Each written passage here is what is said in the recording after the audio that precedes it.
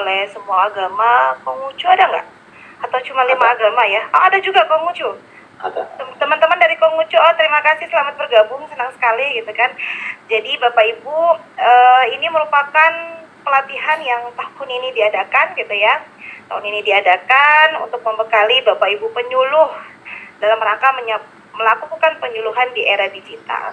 Jadi biar penyuluhannya lebih kekinian gitu ya, lebih kekinian. Kalau selama ini ceramahnya sudah sangat cetar membahana, menggelegar gitu ya, tapi dilakukan secara tatap muka. Nah di sini Bapak Ibu akan diberikan materi atau dilatih secara skill bagaimana kita membuat teknik penyuluhan yang dengan memanfaatkan sosial media yang ada. Untuk lebih supaya kegiatan kita hari ini dan umumnya untuk selama pelatihan ini ya Bapak Ibu, semoga apa yang Bapak Ibu harapkan dari pelatihan ini Bapak Ibu bisa mendapatkan. Dan kalau nanti di sini masuk 30, maka keluarnya 30 juga. Ya, lulusnya pun dengan kualifikasi bukan aura kasih tapi aura kasihan gitu ya. Jadi, kembali Bapak Ibu kita awali di sini untuk yang selain muslim silakan berdoa menurut agama dan kepercayaan masing-masing. Untuk yang muslim mari sama-sama kita buka dengan membaca basmalah. Bismillahirrahmanirrahim. Kita lihat secara bersama. Saya coba ambil regulasi ini. Boleh saya izin untuk ngasih masukan, Pak? Boleh silakan Pak. Silakan Pak. Nah, terima kasih Pak. Nama saya Nyoman Mudane. Ya Pak Nyoman, silakan. Ya, seorang penyuluh agama Hindu. Yang kemarin pun kami mencoba Pak dari Permenpan RB nomor 9 tahun 2021. Itu bagaimana dari penyuluh yang ada perubahannya itu, yang pertama tentang angka kredit yang dulunya yang pertama itu di juknisnya biasanya karya ilmiah yang dulunya tidak dipublikasikan sekarang harus dipublikasikan, harus ya, Pak. Baik Pak. Yang kedua itu tentang yang dulunya kita memakai medianya cuma di kaset aja, sekarang sudah mulai media online-nya, modelnya di Facebook itu harus. Dan yang selanjutnya untuk naik pangkatnya itu kita harus ada diklat kepenyuluhannya sesuai dengan jabatannya, dan juga ada uji kompetensi itu yang kami dapatkan, tetapi mekanismenya untuk selanjutnya belum kami tahu Pak, siapa yang harus mendiklat kami dan siapa yang menguji kompetensi kami untuk bisa naik pangkat sesuai dengan jabatan kami yang baru. Itu yang mungkin kami bisa sampaikan Pak. Terima kasih. Baik, terima kasih banyak Pak Nyoman Mudane yang telah berbagi kepada kita semua. Mungkin masih ada lagi yang mau berbagi? Tambahan saja Pak. Ya silakan Pak Budi. Ya. Terima kasih Pak. Saya nama Budi Gawis dari Kalimantan Timur. Gawis ya, baik. Ya. Menambahkan punya teman tadi Pak, bahwa ada untuk uji kompetensi itu kita sudah berada di grade golongan 4C Pak. Nah kemudian itu nanti baru ada uji kompetensinya. Nah terus di 4C itu kita untuk naik pangkat berikutnya itu kita harus S2 Pak. Iya. Nah itu yang saya tahu tentang Permen RB nomor 9 tahun 2001. Mungkin itu aja tambahan Pak. Terima kasih Pak. Terima kasih banyak Pak Budi Gawis yang telah berbagi. Jadi Bapak Ibu, apa yang disampaikan oleh Pak Nyoman Mudane ya, Pak Budi Gawis itu, saya pikir demikian ya gambaran ya, beberapa gambaran terkait dengan regulasi yang baru ya. Sebelumnya kita menggunakan regulasi Kemenkowas Bank ya, nomor 9 tahun 1959 ya, tentang jabatan fungsional penyuluh agama. Jadi mungkin banyak perbedaannya ya. Kalau dulu jabatan fungsional penyuluh itu hanya sampai dengan media ya, betul ya Bapak Ibu ya. Nah sekarang Bapak Ibu bisa untuk menggapai jenjang jabatan yang puncak, yaitu jenjang jabatan utama ya. Nah, mudah-mudahan Bapak dan Ibu ini kesempatan ya, artinya jabatan fungsional penyuluh agama ya sudah ada regulasinya, jadi Bapak dan Ibu berkesempatan ya untuk menggapai jenjang jabatan utama ya. Ya mudah-mudahan semua Bapak Ibu nanti bisa ya menggapai jenjang jabatan utama tersebut. Minta maaf Pak, Ya, saya Pak Mualim Caniago Pak dari NTT baik. Pak. Silakan Pak Mualim Caniago NTT.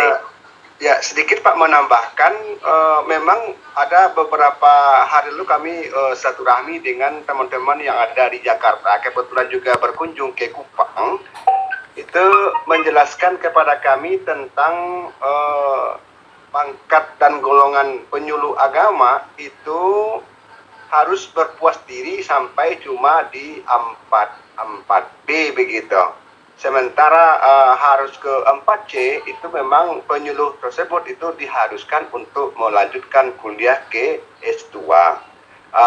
Ini barangkali perlu ada penegasan Pak, apa benar demikian adanya atau memang ini kebetulan juga ketemu dengan Bapak Amru selaku pemateri Widya Suara. Mudah-mudahan ini kami mendapatkan sebuah kepastian, sebuah angin segar agar apa? Agar teman-teman yang sekarang ini sementara melanjutkan studi S2-nya itu bisa diakomodir. Terima kasih Pak. Ya, baik. Terima kasih ya Pak Mualim ya. Ya itu apa namanya itu memang saya juga mendengar seperti itu Pak ya. Tapi mudah-mudahan nanti kita ketika nanti ada juknisnya Pak ya, juknisnya itu akan lebih jelas lagi Pak ya untuk menggapai penyuluh utama dengan meraih ya harus sudah apa namanya itu Pak C Pak ya, jelas Pak itu Ya. Pak C ya. Pak. Ya. Kemudian yang kedua, dalam unsur kegiatan penyuluh agama adakah perbedaan dengan regulasi sebelumnya yaitu Kemenkowasbang 54 nomor 1959? Hanya bimbingan tatap muka mungkin nggak berubah.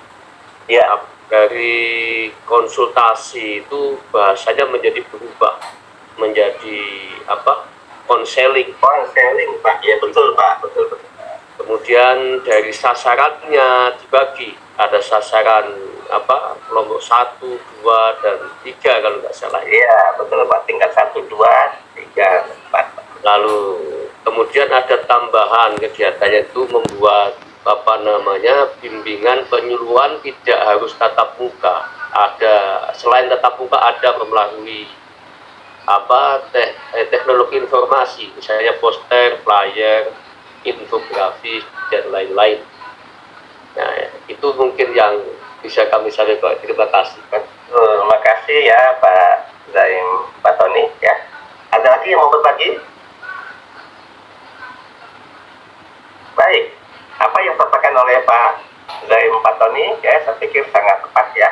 Jadi memang banyak ya perbedaannya, saya pikir cukup banyak gitu, termasuk nanti ketika kita lihat unsur pendidikan yang di sebelumnya itu menjadi unsur utama ya Pak ya, berdiri sendiri ya, tapi kemudian sekarang itu dia masuk ya di dalam bagian unsur pengembangan profesi ya, nanti kita akan lihat itu, tetapi dia tetap menjadi unsur utama ya, unsur utama ya, itu tetap Pak. Jadi memang ada beberapa perubahan itu, kemudian perubahan istilah juga ya Pak ya, seperti konsultasi yang kemudian berubah menjadi konseling dan sebagainya ya. Tentu ada perubahan ya, dan saya lihat juga banyak perubahannya. Yang terakhir dalam brainstorming kita, dalam pengisian kegiatan atau pengajuan DUPAK, sudahkah Bapak Ibu merujuk ke regulasi yang terbaru ini? Nah, ini saya ingin mendengar jawaban Bapak tadi. Ya, terima kasih Pak. Mungkin Silakan Pak. dari Mualim Caniago. dari NTT Pak. Ya, baik. Tentang pengisian DUPAK yang sampai saat ini kami selalu ada bahasa yang sampai itu adalah tetap mengacu kepada yang lama, sementara juknis itu yang baru itu belum gitu loh Pak. Ya. Kemudian berkaitan dengan pengajuan DUPAK ya kan, itu regulasi yang baru itu yang sementara ini kami lagi menunggu seperti apa regulasi yang baru itu. Oleh karena itu mungkin yang selama ini kami tulis yang isi tentang DUPAK dan sebagainya itu mungkin tetap mengacu kepada yang lama punya. Demikian yang bisa saya sampaikan Pak. Terima Terima kasih. kasih Pak atas berbaginya. Ya saya pikir seperti itu Pak ya. Jadi memang ketika regulasi yang baru yaitu turunan dari Permenpan 9 2021 yaitu jumlah dan defisit itu belum ada Pak ya. Maka pengisian dan pengajuan tupaknya itu kita memang masih menunggu itu Pak. Jadi sementara itu belum turun ya masih menggunakan yang lama ya. Tapi Mohon izin, boleh kami bertanya sedikit Pak? Boleh, Pak.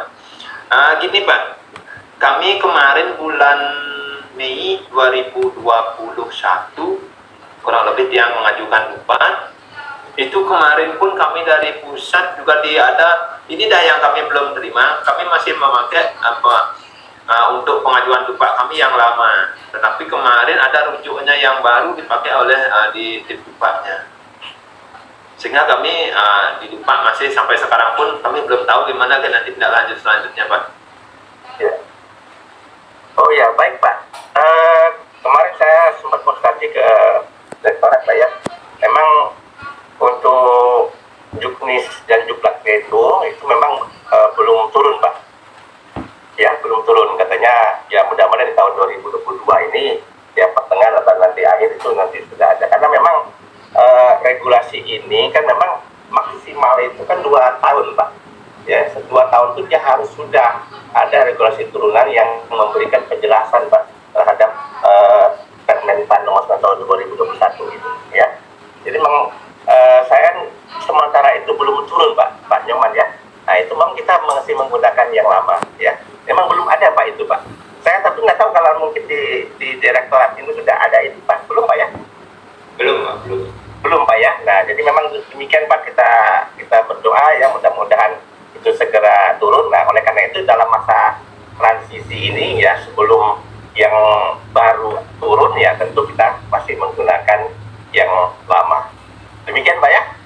Baik terima kasih Bapak dan Ibu atas berbaginya pada kesempatan brainstorming pagi hari ini.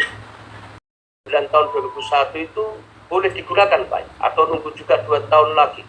Terima kasih. Begini Pak, memang sini sebetulnya sudah bisa dilaksanakan ya tanggal diundangkan Pak, diundangkan tanggal 17 Maret tahun 2021 itu sudah boleh Pak. Tetapi dalam beberapa hal gitu kan, memang membutuhkan beberapa penjelasan. Nah seperti Pak Zaim sampaikan tadi Pak, ada menggunakan istilah tingkat 1, tingkat 2, tingkat 3 itu kan perlu ada penjelasan juga itu sebetulnya untuk apa gitu kan. Nah kemudian hal-hal yang lain Pak yang banyak Pak terkait dengan tim penilai Pak ya dan sebagainya itu juga perlu ada